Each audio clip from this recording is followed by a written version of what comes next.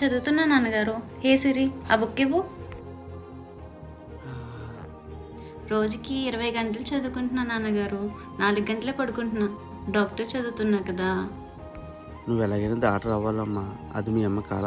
నువ్వు డాక్టర్ అయ్యాక మన ఊర్లోనే చిన్న ఆసుపత్రి పెడదామమ్మా. సరే నాన్నగారు, నేను డాక్టర్ అవ్వాలంటే ఇప్పుడు చదువుకోవాలి. నేను తర్వాత చేస్తాను. నాన్న చెప్పు తల్లి. ఫీజుకి 25,000 కట్టాలి, పంపించండి. సరే తల్లి, పంపిస్తాను. టైంకి తింటున్నా. ఏదో చెప్తున్నారు కదే, అవి వింటూ కూర్చుంటే వీళ్ళు ఆగిపోరు. స్వేచ్ఛ గారు, నాన్నగారిని మోసం చేయడం తప్పు కదండి. తప్పులు లెక్కేసుకుంటూ పోతే బతకలేం కానీ నువ్వు రేపురా. కాసేపు ఉంటానండి. ఎలా బాయ్. నీకోసం మళ్ళీ వస్తా స్వేచ్ఛ గారు, మళ్ళీ వస్తా. అమ్మా, ఓ తలపొడి తప్పిందే. హలో. హాయ్ క్రిష్. కూర్చోండి. సిరి, చెవులు మూసుకో.